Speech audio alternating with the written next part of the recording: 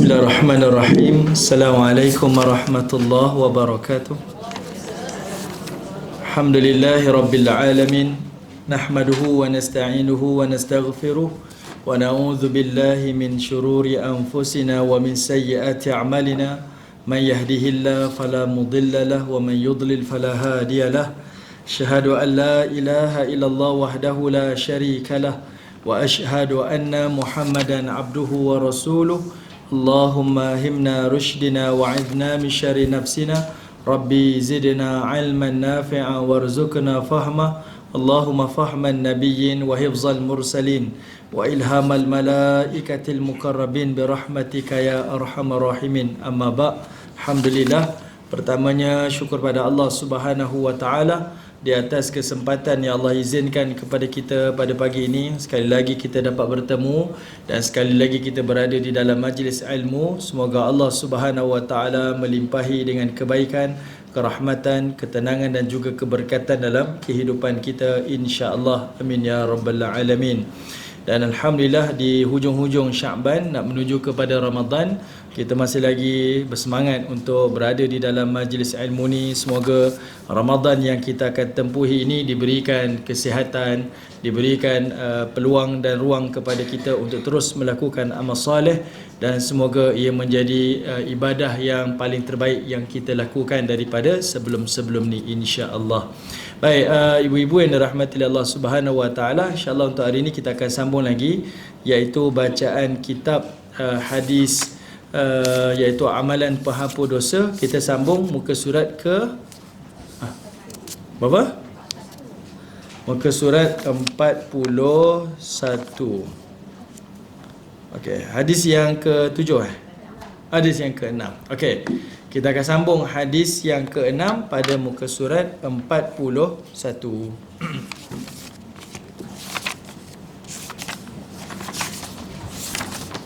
Okey, baik. Kita tengok pada hadis muka surat 41, iaitu hadis daripada Abu Ayyub Al-Ansari. Beliau berkata, aku dengar daripada baginda Nabi sallallahu alaihi wasallam telah bersabda.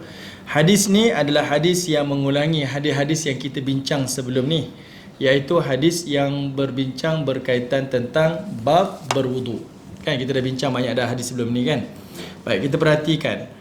Man tawadda'a kama umira wa shalla kama umira ghufira lahu ma taqaddam min amal. Kata Nabi SAW, sesiapa yang berwuduk seperti mana yang diperintahkan, iaitu tata cara wuduk seperti mana wuduk Nabi.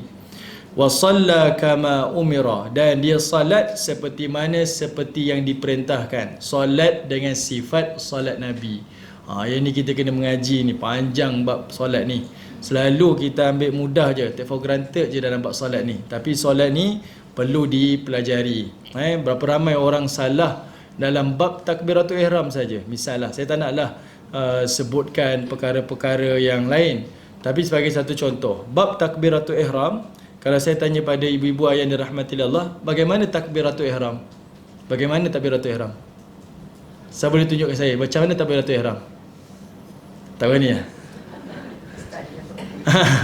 Macam mana takbiratul ihram? Macam tu. Okey, lagi yang wakil ayah. Takbiratul ihram. Okey, macam itu. Okey. Takbiratul ihram bukan macam itu. Takbiratul ihram ni dia adalah rukun qauli. Takbiratul ihram adalah rukun qauli, iaitu mengucapkan kalimah Allahu Akbar. Itu namanya takbiratul ihram.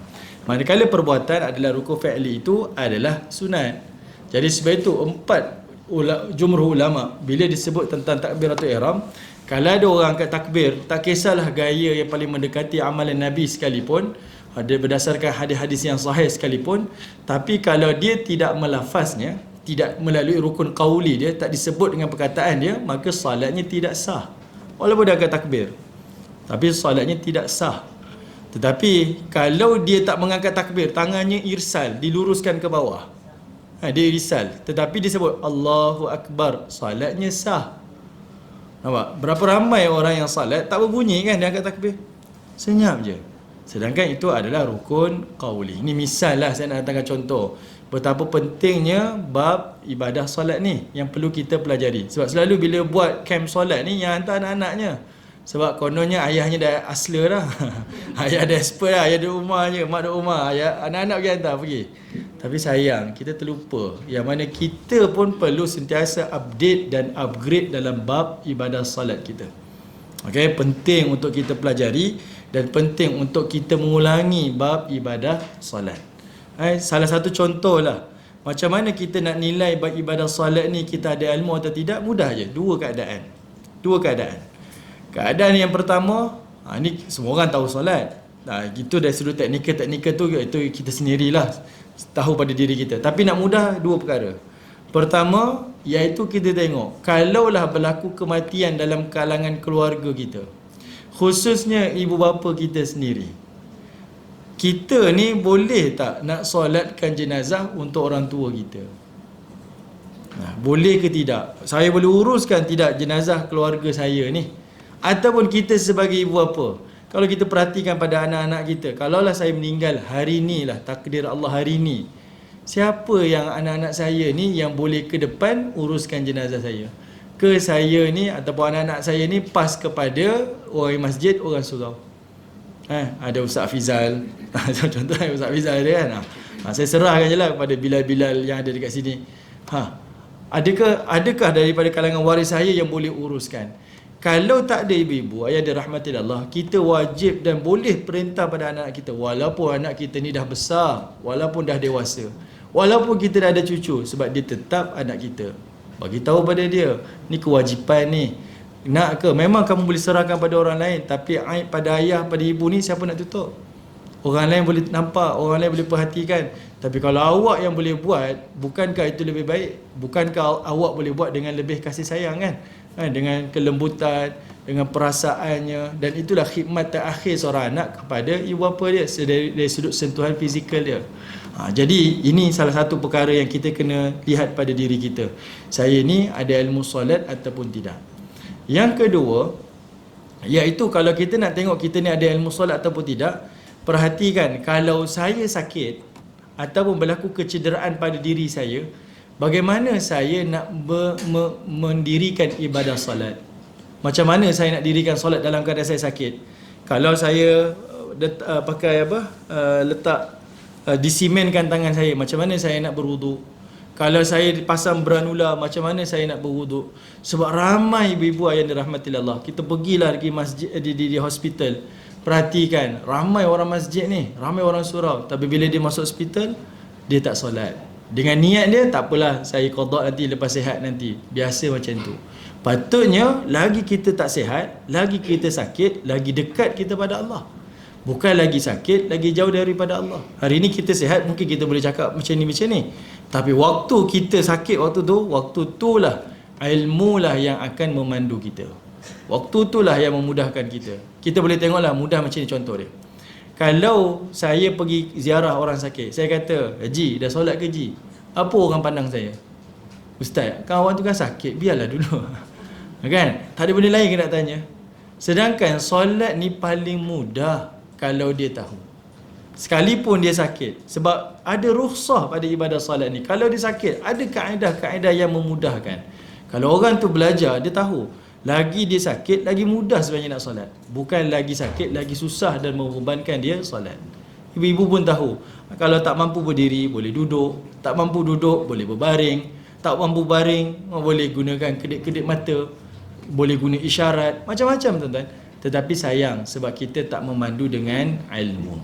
Okay? Jadi sebab itu, Nabi sebut dalam hadis ni, berwuduk, wuduk seperti mana sifat wuduk Nabi. Dia salat seperti mana sifat salat Nabi. Penting memandu dengan ilmu. Kemudian kata Nabi SAW, ghufira lahu ma taqaddama min amal. Maka diampunkanlah perbuatan-perbuatannya yang telah lalu. Walaupun hadis ni dalam riwayat daripada An-Nasa'i ni dhaif, tetapi telah dikuatkan dengan hadis-hadis yang lain yang kita bincang panjang lebar. Orang yang berwuduk digugurkan dosa-dosanya oleh Allah Subhanahu Wa Taala sekian-sekian keadaan. Diampunkan dosa yang terdahulu dan sebagainya. Banyaklah perbincangan berkaitan tentang bab wuduk yang kita dah sentuh pada pertemuan-pertemuan yang lalu. Baik, hadis yang ketujuh. Kita tengok di dalam riwayat Al-Bazzar. Dan hadis ni dengan sanad yang hasan. Daripada Uthman bin Affan, beliau berkata, Ra'aitu Rasulullah sallallahu alaihi wasallam tawadda'a fa ahsana al-wudu. Kata Uthman, aku telah melihat Nabi berwuduk dan Nabi telah menyempurnakan wuduknya. Uthman tengok, sebab dia menantu Nabi kan, sahabat Nabi. Jadi dia tengok macam mana Nabi berwuduk. Dia nampak Nabi sempurnakan wuduknya. Thumma qala, lalu kata Nabi sallallahu alaihi wasallam, Nabi bersabda, man tawadda'a wudu'i hadha, siapa yang berwuduk seperti wuduk aku, iaitu wuduk Nabi, thumma atal masjid, lalu dia mendatangi masjid, faraka'a fihi raka'atain, lalu dia mendirikan 2 rakaat, ghufira lahu ma taqaddama min dhanbih, maka dia diampuni dosa-dosanya yang telah lalu. Hadis ni dia berbeza dengan hadis yang pertama kita bincang dulu.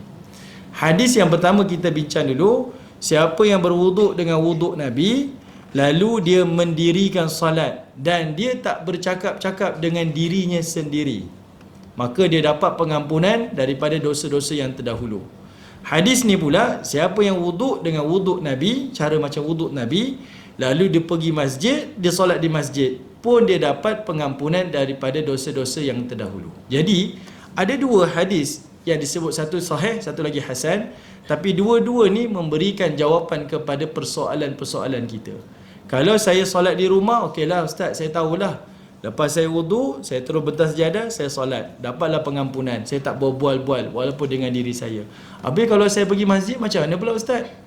Saya kena start kereta, pergi masjid, tunggu imam azan ke, tunggu bilal azan ke, macam mana ni? Jadi jawapan kepada hadis itu ada, soalan itu ada pada hadis ini. Siapa yang berwuduk di rumahnya seperti mana wuduk Nabi, lalu dia mendatangi masjid dan didirikan solat di masjid, pun dapat ganjaran yang sama, iaitu diberikan pengampunan oleh Allah daripada dosa-dosa yang terdahulu. Ibu-ibu, ayah-ayah yang dirahmati Allah, cuba tengok hadis ni kita dah bincang. Bukankah hadis ni ganjaran dia sama macam orang yang berpuasa Ramadan, kan? Man shoma Ramadan imanan wa ihtisaban, siapa yang berpuasa Ramadan dengan iman dan pengharapan, maka dia dapat pengampunan penuh daripada Allah. Ghufira lahu ma taqaddama bi dhanbi. Kalau dia jumpa dengan Ramadan, dia hidupkan Ramadan dengan iman dan pengharapan, dia dapat pengampunan penuh. Jadi kita tengok, kalau ikut nak temu Ramadan ni setahun sekali je, tapi betapa luasnya rahmat Allah. Seperti mana Allah kata, sabaqat rahmati ghadabi, rahmat aku mengatasi, mendahului daripada kemarahan aku. Antaranya amalan yang berbeza, lebih mudah, lebih ringan, tetapi ganjaran yang sama. Kita hanya berwuduk saja, pergi mendatangi masjid, contohlah sehari 5 kali kita buat benda yang sama, 5 kali kita dapat pengampunan penuh daripada Allah. Kalau tidak, setahun sekali je kita dapat kalau bertemu dengan Ramadan. Itu pun kena sungguh-sungguh beribadah selama 30 hari sepanjang Ramadan.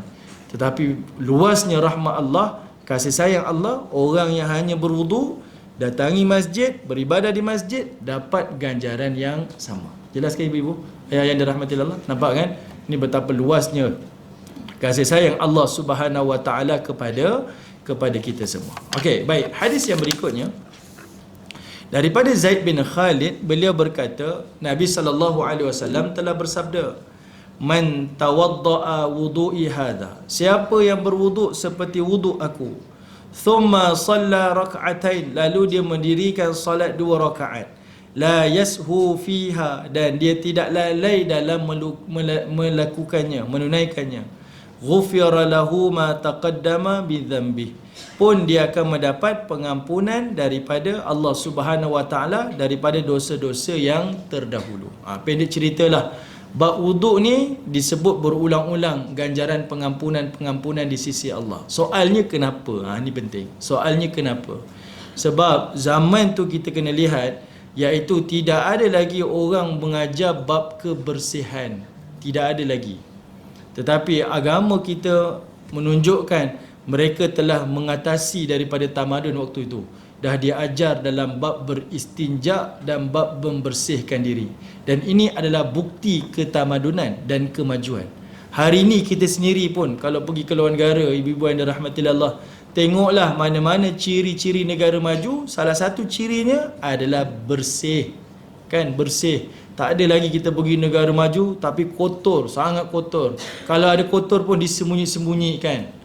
Tetapi tidak pada orang mukmin. Dia ajar bab yang paling asas adalah bab kebersihan. Inilah bab yang paling asas. Dan ini sebenarnya menunjukkan kepada kita, agama ni membantu kita untuk berjaya dunia akhirat. Tapi kita dimomokkan, ikut agama ni jadi mundur. Ikut agama ni kamu jadi konservatif. Ikut agama ni kamu tak akan maju ke hadapan. Orang dah sampai bulan dah, awak duk bersih lagi. Contohlah. Tapi sebenarnya tidak. Dengan adanya agama, pahami agama dengan sebenarnya membentuk kita menjadi orang yang berjaya dunia dan juga akhirat. Bersih, bab kebersihan ni. Dan dunia sepatutnya berterima kasih kepada agama ni, kepada Islam ni, sebab mengajarkan kepada kita bab kebersihan. Saya, ibu-ibu yang dirahmati Allah, rasanya tuan-tuan pun pernah sampai kot. Ada satu tempat di Spanyol namanya Toledo.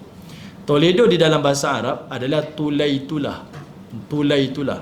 Dan dia sebenarnya adalah nama yang sama di Amerika kan. Saya belajar Amerika kan, Tuan Haji kan? Kan di Amerika pun ada University of Toledo. Sebenarnya itu bukti Islam ni dia dah sampai dah di bumi Amerika. Lebih awal daripada Christopher Columbus tu.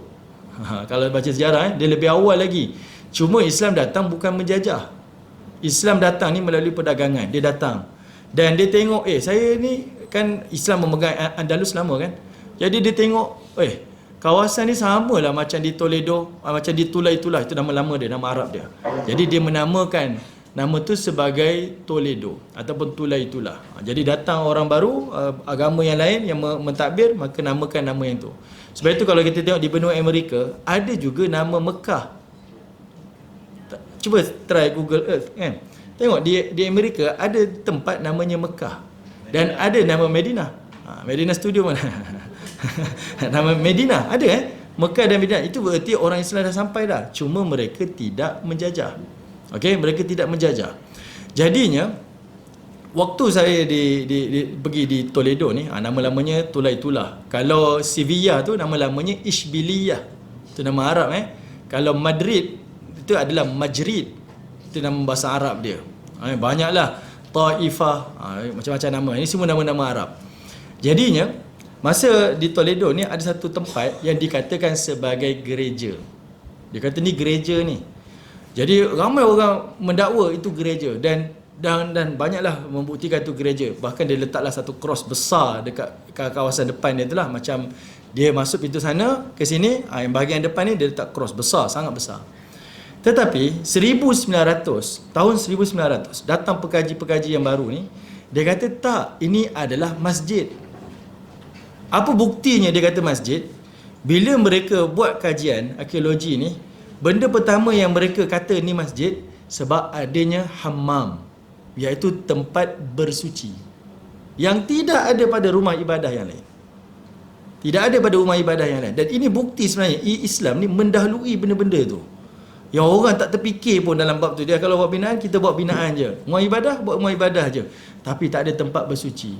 Tapi Islam datang menjadi saksi. Antara ciri-cirinya adanya tempat membersihkan diri, iaitu disebut hammam. Kita tandaslah tempat bersuci ni ada. Kemudian bila dia buat kajian lagi, betul memang ini adalah masjid. Antaranya iaitu kawasan mihrab dia tu. Bila tengok kawasan mihrab dia, memang mengarah ke arah kiblat. Saya sendiri duduk dalam bangunan tu memang ke arah kiblat. Kita ada kompas kan, kita boleh tengok kan. Memang arah kiblat. Memang arah kiblat. Dan kemudiannya di kawasan mihrab dia itu adanya kubah. Kalau kita tengok sini bina Islam ni, memang bila mihrab, atas mihrab tu ada kubah. Kenapa? Dari sudut suara tu, kubah tu berperanan untuk melantunkan suara supaya imam baca di hadapan, suaranya sampai di belakang. Maksudnya zaman dulu pun dah ada sound engineer dah. Dah ada dah orang fikir. Kita pergi ke masjid yang paling besar, Masjid Cordova, ada 900 tiang lebih. Berapa jemaah, ratus ribu jemaah boleh masuk kat situ. Berapa ramai orang Islam dekat situ. Mana ada mikrofon, tapi macam mana orang dia imam baca di hadapan, makmum dekat belakang boleh dengar. Dekat mana adanya teknologi tu? Itu melalui kubah-kubah tu. Jadi, yang saya sebut kat situ, betapa Islam ni memberikan petunjuk kepada dunia ni memberikan tamadun dan kemajuan ni, salah satunya dalam bab yang paling asas yang kita tak pernah rasa benda tu penting, iaitu bab kebersihan. Bab kebersihan ni benda yang paling penting, tapi di sisi kita tak rasa tu penting. Yang pentingnya apa? Penampilan okey, nampak cantik, okey dah. Bagi kita tu dah lepas dah. Tapi Islam lebih daripada tu. Bukan sekadar cantik, tetapi kita nak suci. Kita nak adanya kebersihan. Sebab itu, jadi cara baginda Nabi SAW nak galakkan para sahabat Nabi ni untuk jaga kebersihan, beristinja dengan cara yang betul, maka banyaklah ganjaran-ganjaran yang disebutkan. Kamu berwuduk macam ni, cara yang macam ni, maka dapat pengampunan begini. Kamu buat amalan macam ni, maka begini, pengampunannya begini. Sebab itu kita jumpa hadis-hadis bab wuduk ni terlalu banyak. Sebab dia adalah galakan pada zaman tersebut. Sebab saya minta maaf sebutlah, ni ada recording lah. Nanti kalau boleh cut lah. Contohlah, kalau kita pergi di India, kita tengok negara yang kita kata agak sedikit kotor kan. Kita boleh tengok mereka buang air kecil tu di mana. Dia tak ada tandas. Dia punya istilah mudahnya, mana ada dinding itu tandas. Itu istilahnya, mana ada dinding ada tandas.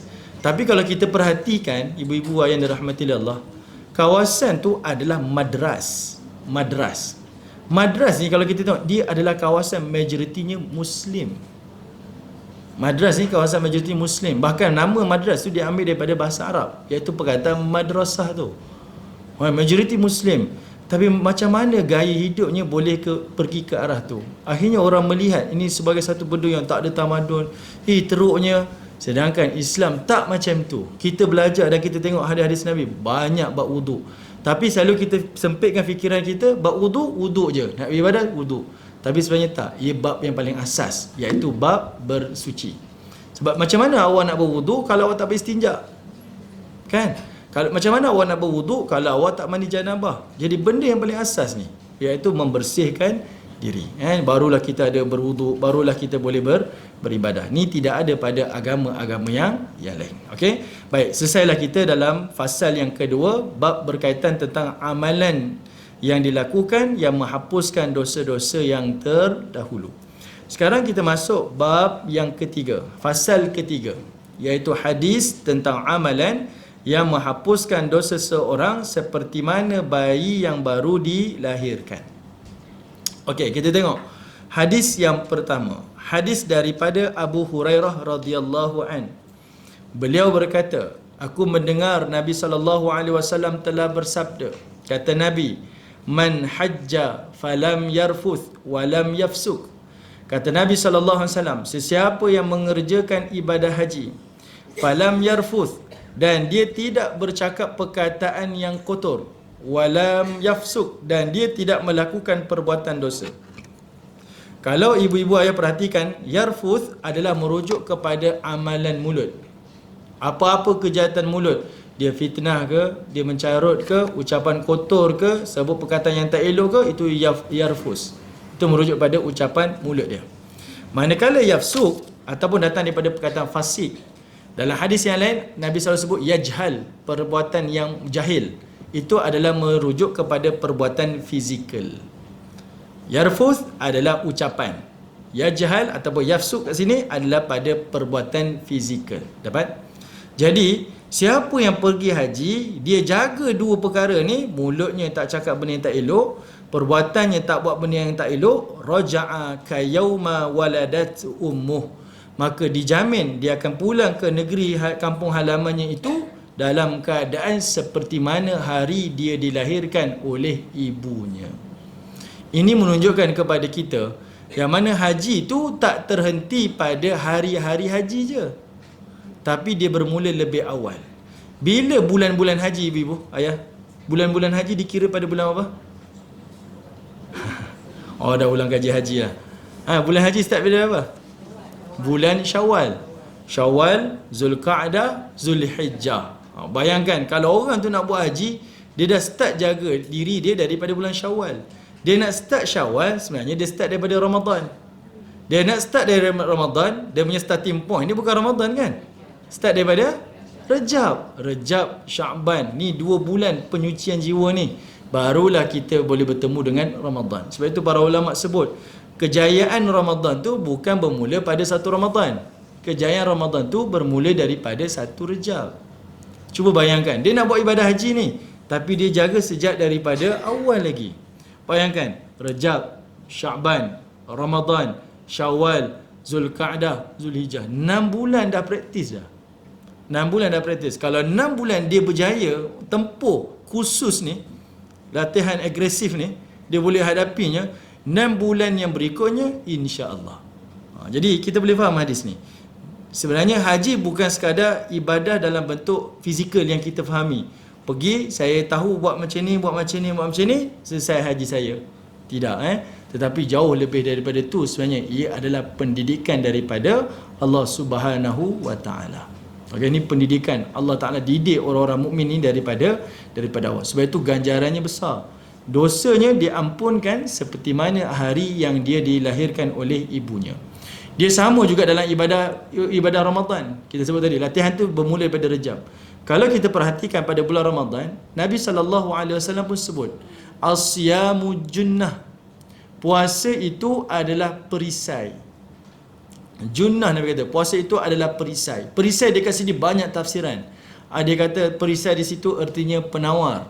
Ada yang kata perisai itu adalah pendinding daripada penyakit.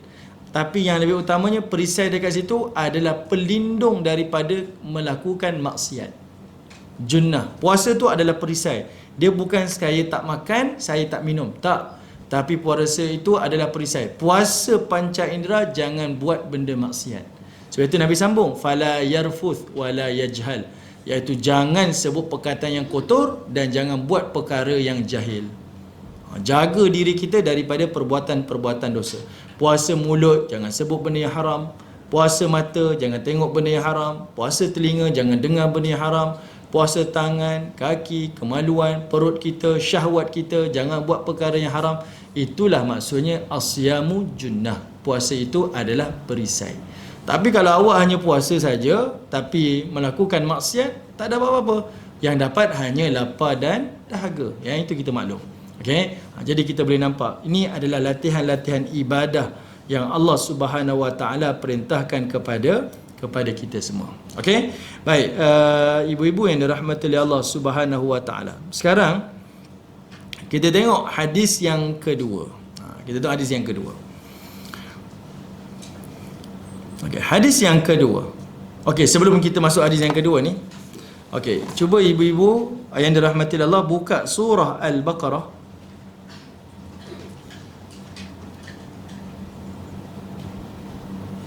Surah Al-Baqarah ayat yang saya semak. Ayat yang ke-200. Pernah tak kita tanya, apakah dimaksudkan dengan hari Tarwiyah? Pernah tanya tak? Hari Tarwiyah tu hari apa ya? Kita tahulah kalau disebut itu adalah 8 Zulhijjah, ibadah hari Tarwiyah. 8 Zulhijjah Tarwiyah. Kemudian kita hari 9 kita panggil hari Arafah. Hari 10 kita panggil hari Nahar. 11, 12, 13 kita panggil hari Tasyrik. Kenapa ada hari-hari tu dinama-namakan macam tu ya? Semua nama-nama tu ada sebab-sebab dia. Okey, misal hari Tarwiyah. Kenapa dipanggil Tarwiyah? Ada 2 sebab. Sebab yang pertama, sebab hari itu adalah hari pergerakan jemaah haji pergi ke kawasan manasik haji. Dia berarti hari membawa air ke kawasan tanah kering. Maksudnya kalau kita esok hari raya Aidilfitri, petang tu orang belah selatan dipanggil hari memantai. Ada istilah kan? Betul kan? Kak panggil apa? Kalau akak panggil hari apa? Kalau petang raya tu mantai kan? Hari yang kita bergotong royong lah. Hari memantai. Itu istilah kita lah. Memantai tu datang daripada mana? Perkataan tak tahulah. Tapi kalau macam Tarwiyah, hari yang, sebab kawasan manasik haji ni kan kawasan kering. Jadi kita kena, orang dulu kena ambil air daripada kediaman dia kena bawa untuk dia melakukan pada hari-hari haji tu. Ni air-air persiapan yang dia kena buat. Hari pergerakan lah. Dipanggil hari Tarwiyah. Tafsiran yang kedua, kenapa dipanggil hari Tarwiyah? Sebab hari itulah yang Nabi Ibrahim AS didatangi oleh mimpi yang mana dia kena sembelihkan anaknya Ismail AS. Jadi waktu dia bangun daripada tidur tu, dia duduk termenung. Betul ke saya mimpi ni kena sembelih ke tidak? Kena sembelih ke tidak? Maka ulama kata itulah namanya yatarawun. Dia duk teringat-ingat, terfikir-fikir. Maka hari itu dipanggil hari tarwiyah. Ada dua sebab. Ini maksud setiap istilah tu ada maksud-maksud dia. Okey. Sama juga dengan hari tasyrik. Kenapa dengan hari tasyrik? Apa saya kena buat hari tasyrik? Kalau 1 Zulhijjah sampai 10 Zulhijjah saya tahu saya kena beribadah sekian-sekian, banyak ganjaran, ibadah yang dicintai oleh Allah. Hari tasyrik saya kena buat apa ya? Kita tak tahu nak buat apa. Tapi sebenarnya banyak benda yang boleh buat pada hari tasyrik. Hari tasyrik ini adalah hari yang kita banyak mengingati Allah. Hari makan minum, disebut hari makan minum, yang kita kena jamu orang dan kita kena makan. Dan banyak-banyak lain. Tapi hari tasyrik ini iaitu hari menjemur. Sebab zaman dulu mereka sembelih banyak haiwan korban. Jadi 3 hari tu mereka akan jemur daging-daging mereka. Daging-daging korban tu akan dijemur. Maka dipanggil hari tasyrik. Tapi ada sebab-sebab yang lain lah. Nak bincang panjang pula. Okey, saya nak sebut ayat ayat 200 surah Al-Baqarah. Cuba ibu-ibu ayat yang dirahmati Allah perhatikan. Yang ni saya saja nak highlightkan ni. Sebab kita mungkin dah dekat dengan ibadah haji. Ataupun ramai kalangan kita pergi umrah. Allah Ta'ala ingatkan, tengok فَإِذَا قَضَيْتُمْ مَنَاسِكَكُمْ. Kata Allah Ta'ala, kemudian apabila kamu telah selesai manasik ibadah haji kamu. Manasik dekat situ adalah merujuk pada ibadah haji. Sebab itu aplikasi umrah dipanggil nusuk. Kan ibu-ibu nak dapat visa masuk Raudah tu kan, dia panggil nusuk. Ataupun kita baca dalam ibadah solat kita, inna salati wa nusuki, itu nusuk, manasik. Okey, dia merujuk pada ibadah korban ataupun ibadah haji ni. Jadi ibadah haji dekat sini adalah merujuk kepada apa? Iaitu hari wukuf di Arafah, hari mabit di Muzdalifah dan hari melontar di Yaumun Nahar, pada hari raya Aidil Adha. Jadi manasik merujuk pada 3 amalan ni. Jelas ibu-ibu? Boleh ayah? Tak ada respon ni. Dah risau nak masak apa Okey, manasik ni ingat dia merujuk pada ibadah wukuf, ibadah mabit di Muzdalifah dan ibadah nak pergi melontar di Yaumun Nahar, hari raya tu pagi tu nak kena melontar di Jamratul Aqabah. Jadi Allah kata apa? Waktu kamu sempurnakan ibadah tu, fadhkurullah kadzikrikum aba'akum au ashadda dzikra. Maka kata Allah Subhanahu wa taala, banyak-banyaklah mengingati Allah seperti mana kamu dahulu mengingati bapa-bapa kamu dan memuji-muji datuk dan nenek kamu sebanyak-banyaknya. Jadi dekat sini perintah waktu buat ibadah haji dan juga pada hari-hari tasyrik tu, hari yang kita kena berbanyak-banyak zikir kepada Allah. Saya bagi satu contoh. Kalau kita dah sambut, kalau kita di Malaysia lah tak buat ibadah haji, kita dah siap dah sembelih haiwan korban. Hari raya pertama, hari raya kedua, ketiga, keempat, 10 sampai 13 Zulhijjah. Hari tu hari kita makan, betul kan? Kalau orang yang duduk di Pantai Timur mungkin sibuk lah, ada buat kari lah, buat bakar lah, buat BBQ lah.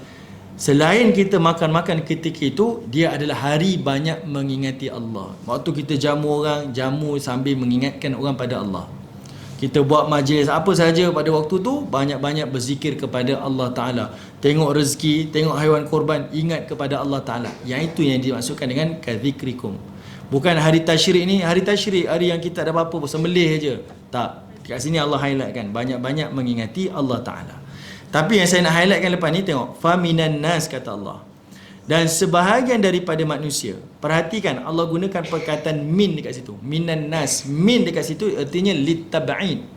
Litab'id dalam bahasa Arab artinya adalah sebahagian orang yang pergi haji. Sebahagian. Min dekat situ adalah sebahagian. Kan kita selalu baca hadis an-nazafatu minal iman. Kebersihan itu separuh, sebahagian daripada iman. Min tu bukan daripada. Kalau harful jar selalunya diterjemahkan daripada. Tapi kalau dia litab'id artinya sebahagian, separuh. Jadi pada ayat ni Allah kata apa? Ramai orang pergi haji tapi sebahagian daripada mereka may yaqulu, mereka itu berdoa kepada Allah. Dia pergi haji untuk apa? Rabbana atina fid dunya. Wahai Tuhan kami, berikanlah kepada kami dunia kami. Dia minta kepada Allah dunia dia. Wa ma lahu fil akhirati min khalaq, dan tidak ada sedikit pun bahagian untuknya di hari akhirat. Apa mesej kat sini? Ada orang pergi haji hanya untuk dunia semata. Ni bukan saya kata, ibu-ibu tengok sini dalil dari Quran. Ada orang pergi haji umrah, haji termasuk umrah lah ni. Dia pergi hanya semata kerana dunia sahaja. Dia pergi sebab apa? Saya nak doa lah, dah anak dapat jodoh, bawa anak sekali. Saya tak salahkan ya. Tapi kalau dia minta untuk dunia, dunia saja dia dapat. Kalau dia minta untuk dunia saja dia dapat. Tapi akhirat sedikit pun dia tak dapat. Wa ma lahu fil akhirati min khalaq. Dunia dia dapat, tapi akhirat dia tak dapat. Ingat tu. Okey, saya doa kat sana, mudah-mudahan ada job lah ni balik ni. Mungkin dapat projek itu, projek ni. Ada yang mungkin datang sebab dia buat travel agency kan. Jadi dia buat tu bukan nak pergi ibadah dah. Saya memang nak kena urus jemaah. Jadi kita kena ada satu mindset.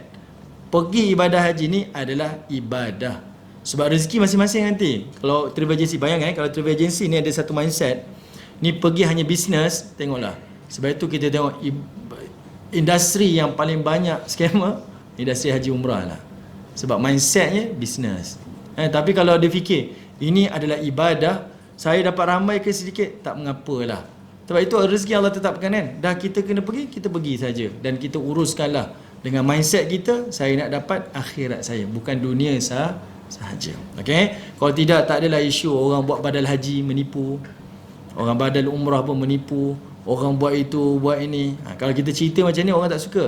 Tapi benda itulah yang berlaku. Dan itulah realitinya. Sebab itu Allah highlightkan perkataan ni.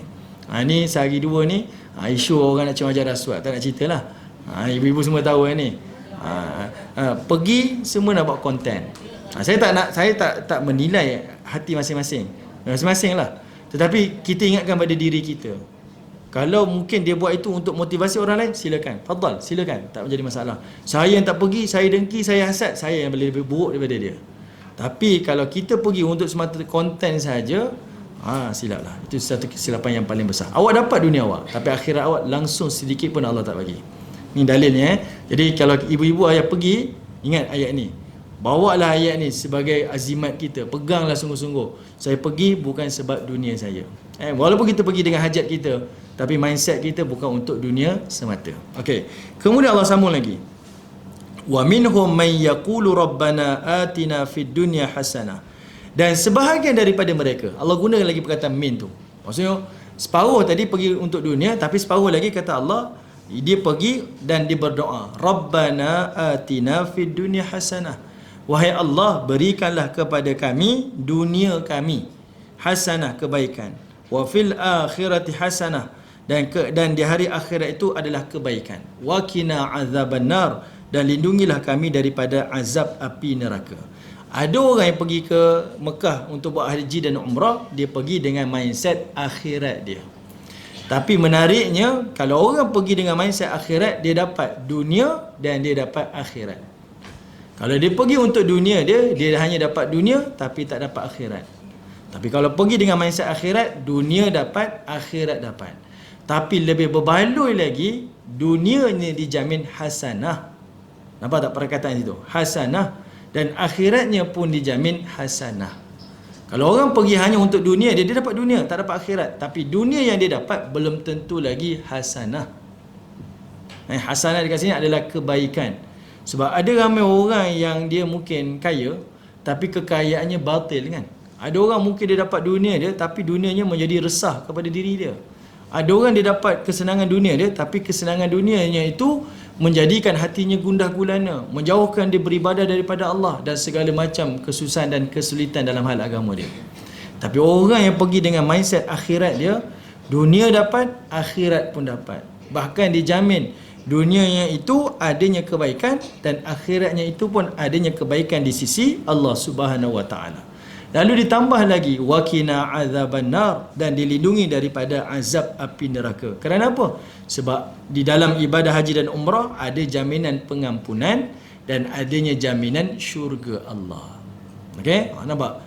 Kan ada beza tu. Hanya bermula dengan niat sahaja. Jadi sebab itu perbetulkan balik hati-hati kita dan niat-niat kita semua. Lalu Allah sambung lagi. Ulaika lahum nasibum mimma kasabu. Dan mereka itulah orang yang mendapat bahagian daripada apa yang telah mereka usahakan. Wallahu sari'ul hisab. dan Allah lah yang paling cepat hitungannya. Dia minta dunia, dia dapat. Allah tak nafikan. Memang ada tempat-tempat mustajab. Awak minta dunia, awak dapat. Tapi kesan dia lain. Kalau awak datang dengan bawa akhirat awak dapat. Seperti mana yang awak usahakan. Dan kesan dia lain. Okey? Ramai orang ulang-alik pergi haji, pergi umrah ni. Tetapi perhatikan balik pada niat-niat dia. Saya tak nafikan pada jemaah. Mutawif pun kena ingat juga. Pergi dengan mindset, saya pergi dengan ni, dapat elang macam ni. Saya pergi macam ni, elang macam ni. Beringatlah sama-sama. Okey? Sebab satu masa nanti, boleh jadi Allah akan tarik rasa keseronokan. Hari-hari pergi kan, selalu sangat pergi kan, akhirnya dia tak berapa rasa macam orang lain yang first time pergi tengok. Orang pertama tengok, sampai menangis dia, rasa sampai hati dia. Tapi orang yang dah selalu tengok, tak rasa apa-apa. Ujian kita tak sama. Jadi sebab itu, betulkan balik mindset kita. Sebab saya sendiri pernah dengar di telinga saya, kita buat kerja bukan buat welfare, betul lah. Tapi perhatikan, yang awak duduk dalam bidang ni adalah bidang yang berkait sangat dengan ibadah. Jadi jaga sungguh hati kita dan jaga sungguhlah dengan ibadah-ibadah yang kita lakukan. Kalau tidak, tak timbul isu-isu penipuan-penipuan pada industri ni. Okey? Ni ingat ibu-ibu lagi-lagi nak musim haji ni, ada kalangan kita dah sampai seru ni, dah tak tertahan-tahan dah, keluar package murah-murah, pergi je. Hati-hati, perhatikan, cek betul-betul kaji betul-betul. Dan banyaklah kena buat semakan company ni betul-betul ke dia boleh buat haji ataupun tidak. Okey, dia tak boleh sekadar jual-jual je. Ni visa mujamalah ni. Ni visa furada ni. Ni visa ni. Jangan percayalah. Kena cek betul-betul. Saya nak bagi tip pun tak pandai.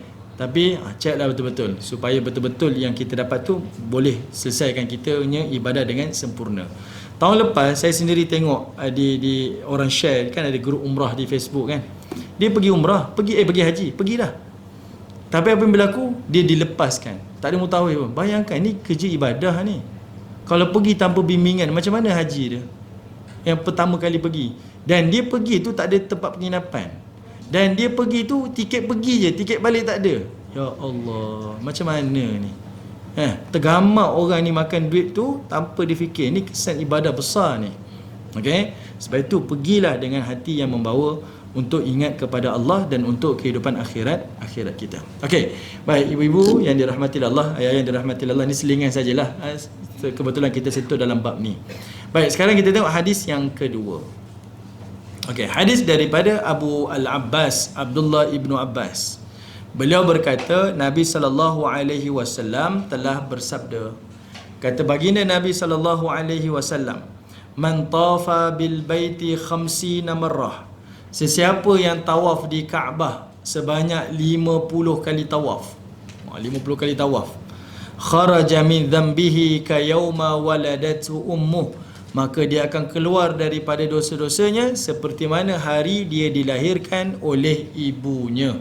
Yang ini adalah hadis yang terlalu lemah dan dia bukan daripada hadis Nabi tetapi ucapan daripada Abdullah bin Abbas. Dia bukan hadis Nabi, dia adalah ucapan daripada Abdullah bin Abbas. Dia samalah dulu kita punya kefahaman, siapa yang pergi haji dapat tunaikan berapa solat kali dekat Madinah? 40 kan? Dapat satu haji kan? Itu pun adalah tidak sahih, tidak ada ganjaran seperti itu. Sama juga orang yang pergi umrah lalu dia lakukan umrah sebanyak 7 kali umrah, maka dia dapat satu haji, pun tidak benar. Tidak benar. Sebenarnya kalau kita tengok pada amalan baginda Nabi SAW, setiap sekali perjalanan umrah hanya sekali saja umrah. Contohnya kan kita ada buat umrah kali kedua, umrah kali ketiga kan. Tapi yang afdalnya adalah sekali umrah. Ada hikmah dia sebenarnya, walaupun ada perbincangan para ulama. Kalau orang yang jarang pergi, memang dia nak himpunkan duit tu, nak kumpulkan duit tu mungkin sekali semua hidup, sekali 2 kali lah, tapi dia ada komitmen yang lain, maka dia disunatkan juga, boleh harus untuknya melakukan 2-3 kali umrah sepanjang dia berada di Mekah. Tapi kalau orang yang sering kali datang, cukup hanya sekali sahaja. Okey, sekali perjalanan, sekali sahaja umrah dia. Dan kita tak boleh kata mutawif ni dia sekali je buat umrah, malas betul tak ni. Sebenarnya yang afdalnya sekali perjalanan, sekali umrah sahaja. Kenapa dia buat macam tu? Supaya nak jadikan kita bila pergi tu, pergi sungguh-sungguh dengan ilmu. Biar buat tu buat dengan kesungguhan, bukan cuba-cuba dah. Boleh ke kita kahwin cuba-cuba? Saya nak try dulu kahwin. Tak okey, kita kahwin lagi. Tak boleh kan? Sekali kahwin tu kita akan buat betul-betul. Kita prepare betul-betul. Dan kita akan buat satu keputusan yang paling tepat. Doa sungguh-sungguh. Dan kita akan pastikan itulah yang pertama dan paling terbaik. Dan itu sebenarnya pada ibadah umrah tu. Bila kita buat sekali datang tu dengan niat inilah yang paling terbaik. Sebab umrah yang pertama adalah umrah yang wajib. Jadi buat tu buat dengan kesungguhan. Buat sungguh-sungguh. Bukan lagi dengan tak apa nanti mutawidah ni kali kedua saya buat umrah nanti saya buat sungguh-sungguh. Tak ada mindset macam tu. Buat sekali, buat yang paling terbaik. Sebab itu hikmah dia macam tu. Saya tak nafikan saya ulangi sekali nanti ibu-ibu salah faham. Ada yang membenarkan harus pergi umrah, ulangi 2-3 kali umrah untuk sekali perjalanan. Kalau dia jarang-jarang sampai. Kalau dia jarang-jarang sampai, maka dibenarkan. Tetapi yang paling afdal adalah memperbanyakkan tawaf sunat. Tawaf sunat itu yang paling dituntut. Kita datang awal ke Masjidil Haram, buat tawaf sunat. Itulah sebab kenapa kita duduk hotel dekat. Ni hotel dekat sebab apa? Nanti solatnya dekat Masjid Ar-Raudhah tu, kat Hotel Sofwa tu. Hotel satu lagi Millennium. Lagi satu hotel dekat Jabal Omar tu. Tu semua semayang dekat dalam surau tu. Kalau semayang kat surau, baik semayang kat rumah je. Saya tak nafikan solat di Masjidil Haram walaupun di kawasan Mekah bukan di Masjidil Haram, pahala sama. Tapi sayanglah kita tak dapat ganjaran sebab kita dah me time kan. Kita ada banyak masa terluang dah. Kita tak sibuk pergi kerja dah, tak sibuk apa-apa dah. Tinggal fikir kita je. Jadi waktu itulah watak kita yang sebenarnya. Sebelum ni mungkin saya beralasan saya tak dapat jemaah sebab kerja, urus anak, pergi itu, pergi ni. Sekarang kat Mekah dah. Apa kita buat? Cari abaya. Jadi biasa kan saya selalu bawa jemaah sampai Mekah. Ustaz, ni mana kedai yang viral-viral makan-makan tu? Ustaz, mana yang abaya-abaya murah-murah ni? Sampai Masjidil Haram dah ni. Cerita pasal abaya gini. Tak salah lah, tak salah. Tapi kita sendiri boleh nilai lah pada niat-niat kita masing-masing. Jadi datang awal buat ibadah tawaf, banyakkan tawaf. Habis ni tawaf. Pagi tu lepas solat subuh, nak kejar solat sunat isyraq, tawaf sunat dan sebagainya. Amalan-amalan yang paling dituntut oleh agama kita. Okey, baik. Pada hadis ini kalau kita tengok, sementara kita bincang bab berkaitan dengan tawaf ni, kita boleh perhatikan dalam bab tawaf ni dia ada kepelbagaian jenis tawaf. Kalau kita tahu anwa'ut tawaf, jenis-jenis tawaf ni ada banyak. Saya tak nak urai banyaklah, tapi sekadar nak bagi tahu je. Adanya tawaf ifadah, ni tawaf rukun. Jenis-jenis haji kan. Rasanya sini Ustaz Abdul Rahman mengajar siapa? Ustaz Aziz Ahmad Ustaz Aziz Ahmad dia mengajar ni kan, haji kan. Ada tawaf kudum, kemudian ada tawaf wada' dan ada juga tawaf sunat. Tawaf wada' ni saya nak bincang sikit. Kalau ibu-ibu yang ikuti kuliah saya ada mengajar tafsir di sini, saya ada sebut dah tawaf wada' ni. Tawaf wada' ni selalu berlaku kekeliruan. Selalu berlaku kekeliruan dari sudut kefahaman kita. Tawaf wada' pada ibadah haji wajib. Siapa pergi haji, dia nak keluar, memang wajib buat tawaf wada'. Tapi pada ibadah umrah, dia adalah sunat. Jadi kalau kita yang jarang-jarang sampai ni, dapat pergi umrah, keluar daripada Mekah, buatlah tawaf wada'. Tapi kalau kita tak dan, ataupun keuzuran, kita bawa mak kita uzur dah, dia pun tak larat dah. Mak buat itu umrah sekali tu dah cukup dah. Mak tak larat dah. Jangan paksa dah. Sebab tawaf wada' selepas itu adalah sunat. Dia tak panggil tawaf wida', dia panggil tawaf wada'. Tawaf selamat tinggal. Tawaf wada'. Sunat hukum dia. Sunat pada ibadah umrah, bukan haji yang terketukar. Dan pada orang yang buat tawaf wada' ni, habis saja dia buat tawaf wada', bukan semestinya dia kena terus balik dah. Tak boleh dah buat apa-apa kat Mekah. Tak, dia boleh buat apa lagi. Semua dia boleh buat. Sebab ini berlaku di dalam hadis Nabi SAW daripada riwayat Abu Salamah. Nabi kata Abu Salamah, kata Ummu Salamah, baginda Nabi SAW tanyakan kepadanya, dah selesai belum tawaf wada' ni? Lalu kata Ummu Salamah, aku belum selesai lagi. Lalu kata Nabi, tak apa, kamu uruskan tawaf wada' kamu. Selesaikan tawaf wada' kamu. Sebab Nabi dah selesaikan dah. Bila baginda Nabi SAW dah selesaikan tawaf wada' Nabi, Ummu Salamah pun selesaikan tawaf wada' dia bersendirian. Waktu dia tawaf wada', dia dengar Nabi membaca surah At-Tur. Surah At-Tur ni surah panjang juga ni. Dia kata dia mendengar Nabi membaca surah At-Tur. Maksudnya Nabi mengimamkan solat subuh di kawasan Masjidil Haram. Maksudnya apa? Orang yang dah selesai tawaduk, dia boleh masih lagi duduk di Mekah kalau dia masih lagi ada urusan. Macam tadi Nabi tunggu isterinya. Kalau kita mungkin tunggu basnya, tunggu pergerakan perjalanannya dan segalanya, kita boleh. Sebab ramai saya jumpa, bila dia dengar je azan di Masjidil Haram, dia tak pergi masjid. Kenapa tak pergi masjid? Saya dah tawaduk pagi tadi dah. Saya tak boleh, saya kena solat kat masjid, kat hotel. Tak boleh pergi Masjidil Haram, solat di Masjidil Haram. Okey, tak jadi isu pun. Kalau kita dah selesai tawaduk, kita nak baca Quran, silakan. Tak ada masalah. Lepas tawaduk kita menunggu bas, kita buat lepas subuh. Bas lepas zuhur. Contoh bas lepas zuhur kita bergerak awal, kita siapkan awal tawaduk kita. Saya nak naik bas, nak balik bilik, nak tidur di bilik, nak buat itu, nak buat ini, silakan. Tidak ada halangan. Tidak ada halangan. Okey, ni selalu berlaku kekeliruan. Saya cerita ni sebab saya antaralah yang duduk dalam ni juga uruskan jemaah-jemaah, dan ini selalulah yang kita dengar rungutan-rungutan. Saya ingat kena dam lah, kena itulah. Sebab saya pernah dengar ada jemaah sebut dulu dia pernah bayar dam was-was. Dam was-was. Ada mungkin mutawif tak tahulah di mana, saya tak buat travel agency tu. Tapi mutawifnya kata kalau makcik ajar ragu-ragu dengan umrah ni, boleh bayar dam, namanya dam was-was. Tidak ada pun dalam kalangan ulama fiqah sebut adanya dam was-was, tak ada Buat dengan yakin kita, tak ada was-wasnya, tak ada dam-damnya Sebab kadang-kadang kita macam tu kan. Kita saya ni nak hilangkan rasa ragu, bayar je lah. Selesai rasa was-was saya. Jadi ada orang yang akan ambil kesempatan dekat situ. Mudah je kita buat kerja. Jangan jadi lepas kita tawaduk tu boleh buat apa sahaja. Bahkan kalau ada orang kena dam, dia terlupa, dia dah buat tawaduk dah. Alamak, saya dah buat tawaduk lah. Habis macam mana ni nak bayar dam ni? Boleh ke lepas bayar tawaduk, lepas tawaduk bayar dam? Boleh. Tapi lebih afdal bayar sebelum tawaduk. Tapi kalau dia nak bayar lepas tawaduk pun boleh, tidak ada halangan. Okey, kalau dia nak beli, alamak saya punya bag luggage nak kena wrap lah, nak beli wrap kejap, boleh ke tidak? Boleh, tidak ada halangan. Banyak perkara yang dibenarkan. Jangan ada kefahaman-kefahaman yang macam dahulu. Okey, ini berkaitan dengan tawaf wada. Okey. Baik. Kita ada masa lagi kan? Okey, kita tengok hadis yang ketiga. Hadis yang ketiga iaitu daripada Abu Salamah bin Abdurrahman bin Auf. Daripada Abdurrahman bin Auf.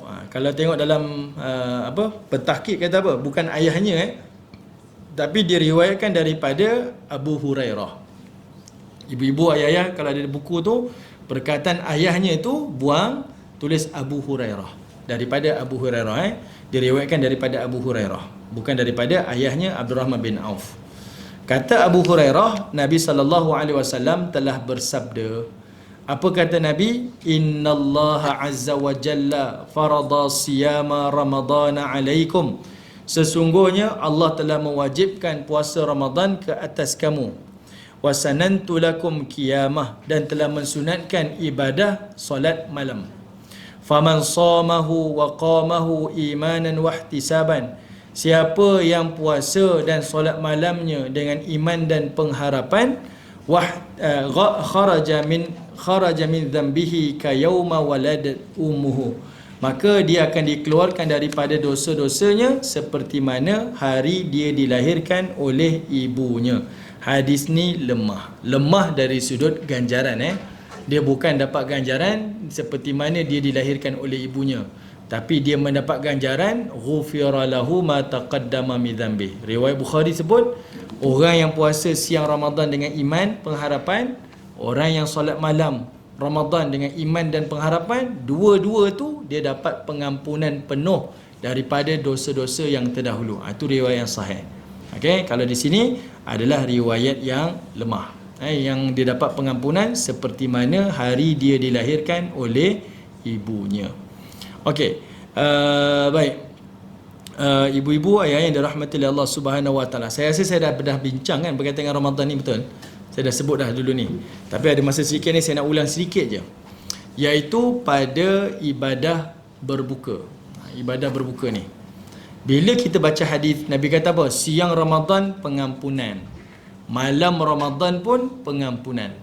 kan, ghufira lahu ma taqaddama min dhanbi.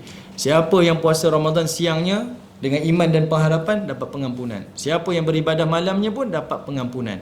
Itu menunjukkan kepada kita besarnya Ramadan ni, siang dan malamnya adalah pengampunan. Okey. Dan di antara dua waktu ni adanya waktu berbuka. Adanya waktu berbuka, dan berbuka kita sebut sebagai iftar. Sebab itu di dalam hadis Nabi kata apa? La yazalun nasu bi khairin ma ajjalul fitr. Dalam hadis riwayat Bukhari, Nabi kata apa? Daripada Sahal bin Sa'ad, tidak akan dicabut kebaikan ataupun pahala orang yang berpuasa siapa yang bersegera berbuka puasa.